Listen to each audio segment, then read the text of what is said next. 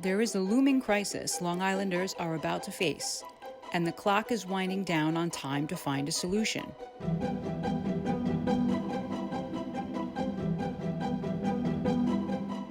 At the end of 2024, the Brookhaven Town landfill is scheduled to close. When that happens, Long Island will have no final destination to move your trash or ash, which is the end product in a long process. This has the potential to cause a major health crisis among other issues.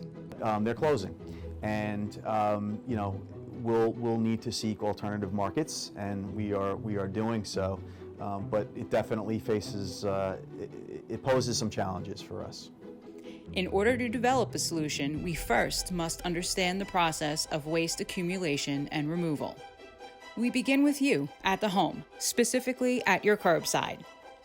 The average person produces 4.6 pounds of waste per day on Long Island.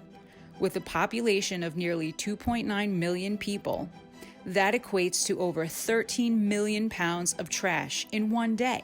So the town, as the local solid waste management planning unit, has an obligation through state law to provide all residents waste disposal for their putrescible garbage and recyclables. And under contract, we have a number of carters that pick up our curbside garbage and recyclables on Wednesdays.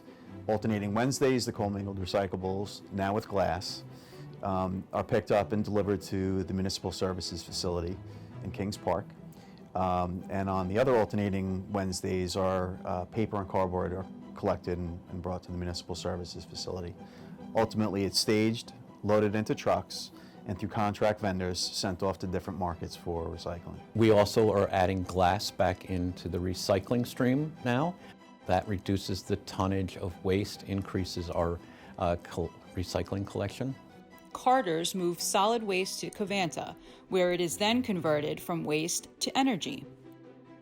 Facilities like Covanta, which is on the Smithtown-Huntington border, convert your solid waste into electricity for homes and businesses and/or steam for export to industry.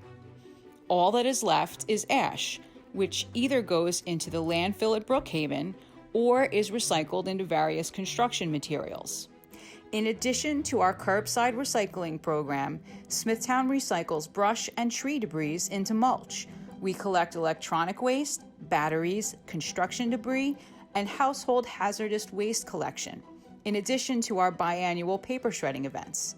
All materials are either recycled in-house or sent to a recycling facility. Yes, when residents come in, there's many things they can do here. When they come here, they can bring metal, as you see over there, appliances, refrigerators, anything that's metal, old exercise equipment they want to get rid of. It's free of charge. You can drop that off. Then you can bring car batteries, small batteries, also free of charge. They can bring waste oil here, free of charge. They can bring C&D, which if they're doing a remodeling of a bathroom and they've got some stuff, whether it's a sink or a toilet or bathtub, that can come here. It's 6 cents a pound, $6 minimum, and they can drop it off here as well.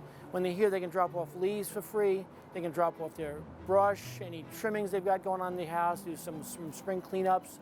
As long as it's a green waste, they can bring it in for free. And when they're here, they can pick up mulch.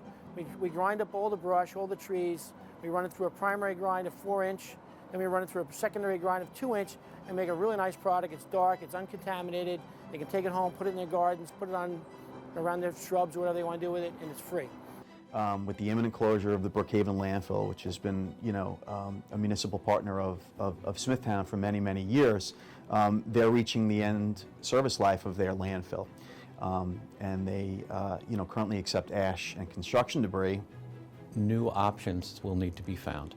Those options are going to be either trucking it off Long Island or finding another way to take it off Long Island. And the way that the private industry is currently exploring and developing is training it off Long Island. By using freight trains at night when there's capacity in the rail system, that is probably the most economical way to do it. Rail and trucking appear to be the only options for us at the moment, and we all know that, trucking especially has become expensive. Our aging infrastructure, which I mentioned earlier, our roads and bridges are difficult, and our discussions with with certain vendors that rely on trucking have indicated that many truckers don't want to come into our region. So that's yet another challenge. You are the generation which will both absorb the burden and likely solve the problem. Students, especially younger groups, are absolutely key in making sure that going forward we're going in the right direction. It all starts at home, what they learn in school, their behaviors in school, and whether it's how they dispose of things or recycle things or what they consume and purchase. A young voice is necessary. How would you reduce your waste footprint and create steps to a zero waste society? The industries to have less packaging and have more recyclable packaging is our only way to get to zero waste.